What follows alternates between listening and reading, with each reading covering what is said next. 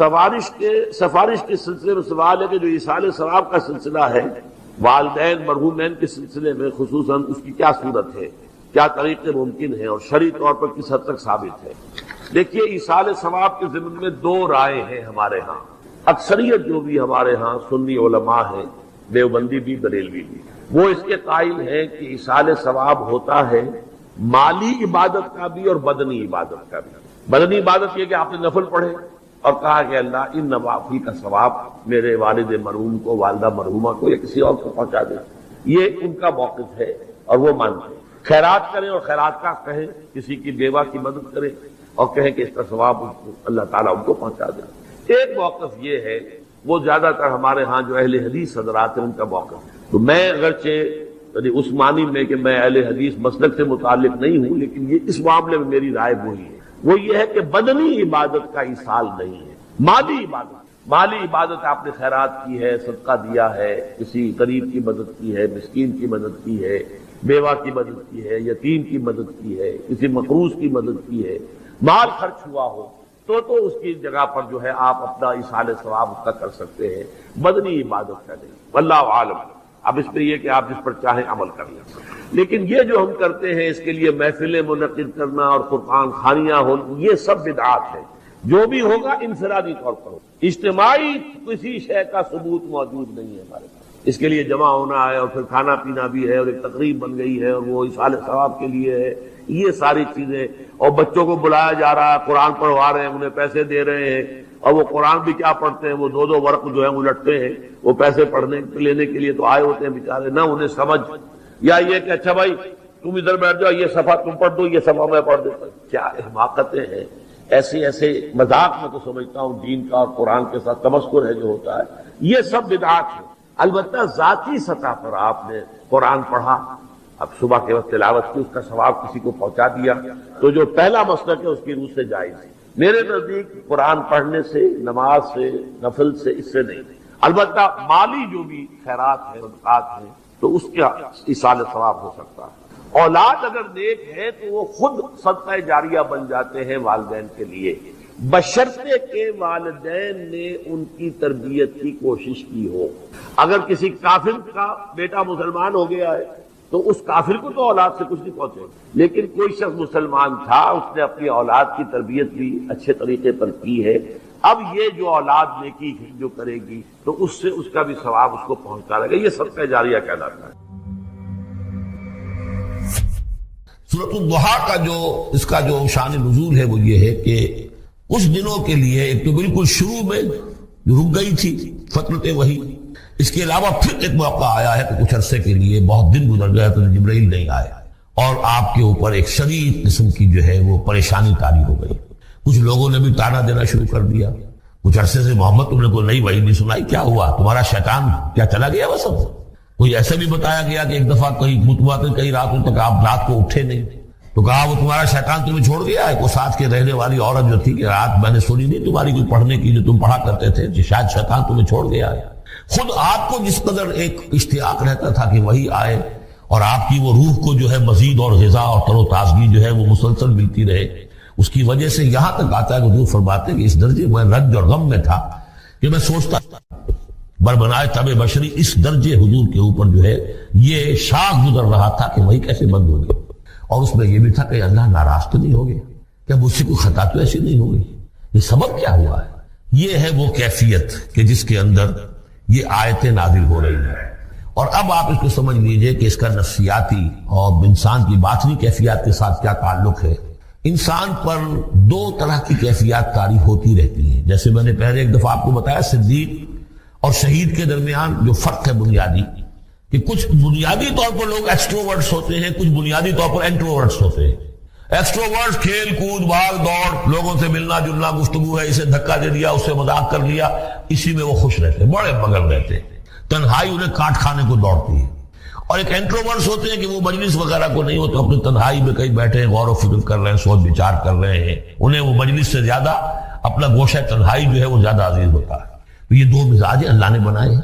اسی طرح ہر انسان کے اوپر آلٹرنیٹلی کچھ کیفیات آتی ہیں جس کو ہم کہتے ہیں میرا موڈ آف ہے، ایک طرح قبض سا ہو جاتا ہے طبیعت میں بندش سی ہوتی ہے۔ کسی وقت اسی شخص کے اندر پھر انشراح سا ہو جاتا ہے، پھر ہنسنے بولنے کو جی چاہتا ہے، گفتگو کرنے کو جی چاہتا ہے۔ تو یہ کیفیت جب انسان کی روحانی زندگی سے متعلق ہو جائے تو اس کو پھر صوفیہ نے نام دیا قبض اور بسط۔ کبھی طبیعت میں انشراح ہے، انبساط ہے، طبیعت کی جو ہے وہ آمادہ ہے، ہر چیز میں روشنی کا پہلو آدمی دیکھ رہا ہے، ہر چیز کے اندر آپ کو معلوم ہے ایک تاریک رخ بھی ہوتا ہے کسی معاملے کا اور روشن رخ بھی ہوتا ہے، اس وقت انسان روشن رخ کو دیکھتا ہے۔ اور ایک وقت میں آتا ہے کہ طبیعت میں بندش سی لگ گئی ہے، جیسے اندر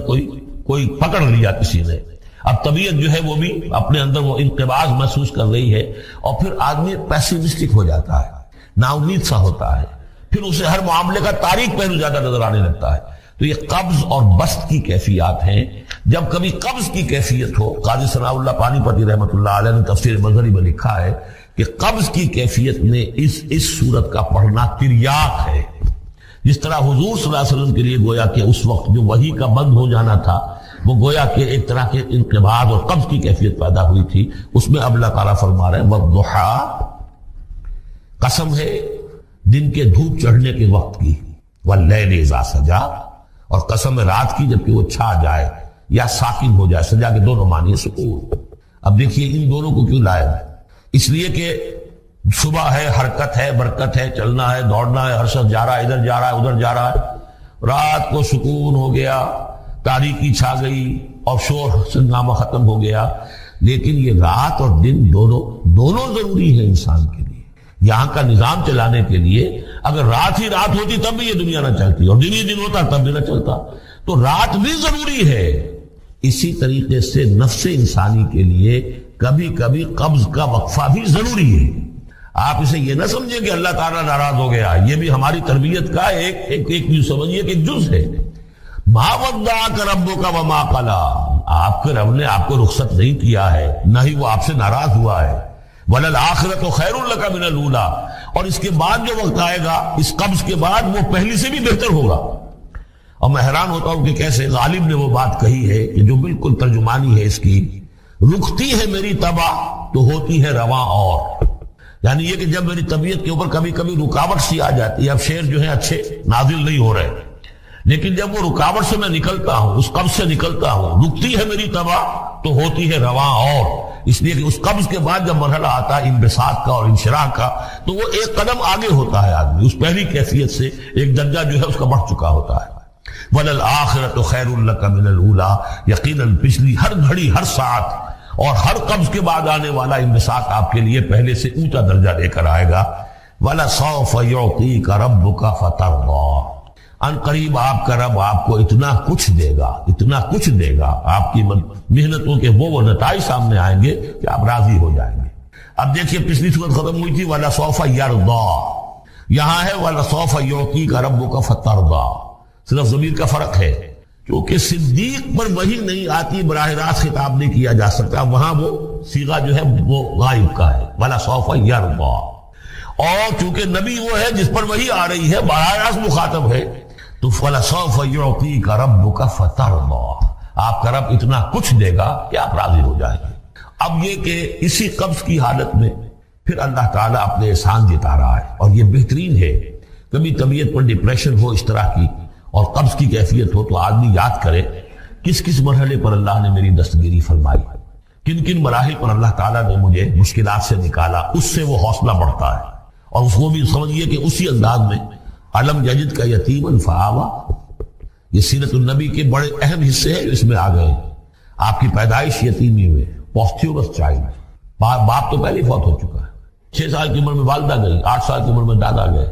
اور وہ یعنی جو آپ نے دیکھا ہے ابتدائی زمانہ زندگی کا تو وہ یتیمی کا، علم یجد کا یتیمن فآوا، کیا اس نے اے محمد آپ کو نہ پایا کہ آپ یتیم تھے، پھر پناہ دی، آپ کے لیے بندوبست کیا، دادا کے دل میں جو شفقت ڈالی، پھر آپ کے تایا زبیر کے دل میں جو شفقت ڈالی۔ عبد المطلب کے بعد فوراً ابو طالب کا نام آتا ہے، حالانکہ یہ غلط ہے تاریخی اعتبار سے۔ عبد المطلب کے بعد کافی عرصے تک زبیر جو آپ کے تایا تھے وہ سرپرست تھے، پھر ان کے انتقال کے بعد ابو طالب کا معاملہ آیا، لیکن ان کو بیچ میں سے غائب کر دیا گیا۔ بہرحال اللہ تعالیٰ جو بھی کسی کے دل میں ڈالتا ہے، آخر ابو طالب کے دل میں محبت ڈالی تو کس نے ڈالی؟ وہ ہم پڑھ چکے ہیں سورہ طٰہٰ میں، وَأَلْقَيْتُ عَلَيْكَ مَحَبَّةً مِّنِّي، حضرت موسیٰ علیہ السلام کی موہنی صورت کے اوپر اللہ تعالیٰ فرماتے ہم نے اپنی محبت کا پرتو ڈال دیا کہ تمہیں دیکھنے کے بعد وہ قتل کرنے کے ارادے سے باز رہ گئے، ان کے ہاتھ شل ہو گئے، ایسی موہنی صورت اسے قتل کرنا۔ وَأَلْقَيْتُ عَلَيْكَ مُحَبَّةً مِّنِّي وَلِتُصْنَعَ عَلَىٰ عَيْنِي، یہ ہوا ہے۔ تو فرمایا أَلَمْ يَجِدْكَ يَتِيمًا فَآوَىٰ وَوَجَدَكَ ضَالًّا فَهَدَىٰ، اور پھر جب آپ شعور کی پختگی کو پہنچے اور غور و فکر کا مرحلہ آیا، حقائق میں انسان کو سوچ بچار کا مرحلہ آیا اور آپ کو دیکھا کہ آپ تلاش حقیقت میں سرگرداں ہیں تو ہدایت دی۔ وہ آگے آ جائے گا، بہت قریب پہنچ گئے ہم۔ اقرا بسم ربک الذی خلق، وہ مرحلہ جب آئے گا۔ ووجدک عائلا فاغنا، اور پایا آپ کو تنگ دست تو غنی کر دیا۔ کس طرح سے راستہ پیدا کیا ہے خدیجہ الکبریٰ رضی اللہ تعالی عنہا نے، جو بھی ان کے آپ کے محاسن دیکھے کتنی گرویدہ ہوئی ہے۔ بڑے بڑے سردار قریش کے جو ہے ان سے نکاح کے خواہش مند تھے، انہوں نے خود جو ہے اپنی لونی کے ذریعے سے پیغام دیا ہے حضور کو۔ تو یہ ساری چیزیں جو ہے ان کی ساری دولت جو ہے وہ پوری کی پوری انہوں نے لا کر حضور کے قدموں میں ڈال دی ہے۔ وَوَجَدَكَ عَائِلًا فَأَغْنَىٰ فَأَمَّا الْيَتِيمَ فَلَا تَقْهَرْ، تو اے نبی تقاضے ان تینوں چیزوں کے کیا ہیں؟ ہم نے آپ کو یتیم پایا، پناہ دی، اب آپ بھی یتیم کی سرپرستی کیجئے، کسی یتیم کو اس کے اوپر کوئی جبر نہ ہو، سختی نہ ہو۔ وَأَمَّا السَّائِلَ فَلَا تَنْهَرْ، اور آپ جبکہ تلاش حقیقت میں سرگرداں تھے تو ہم نے آپ کو ہدایت دی، اسی طریقے سے اب آپ کو بھی کوئی شخص سائل بن کر آپ کے پاس آئے سوال کرے، اسے جھڑکنا نہیں ہے۔ اسے جو بھی سائل دونوں طرح کے ہوتے، سوال کرنے والا کوئی علمی سوال اور سوال کرنے والا کوئی مالی دولت، مالی مدد کے لیے۔ وَأَمَّا بِنِعْمَةِ رَبِّكَ فَحَدِّثْ، اور جو ہدایت تمہیں دی ہے ہم نے اب اسے عام کرو، یہ نعمت ہے، آپ کے رب کا انعام ہے، یہ ہدایت جو آپ کو عطا ہوئی ہے اس کو بیان کرو۔ اس کے بیان کرنے میں یہ بھی ہے کہ اللہ کے انعامات کا چرچا انسان کرے اس کا شکر ادا کرنے کے لیے، اور یہ بھی ہے کہ اس کو پھیلائے اور عام کرے، دوسروں تک پہنچائے، ورنہ وہ مغل ہو جائے گا کہ وہ دولت جو ہے ہدایت کی اس کو آدمی صرف اپنی ذات تک محدود رکھے اور اس کا جو خیر ہے وہ دوسروں تک نہ پہنچائے۔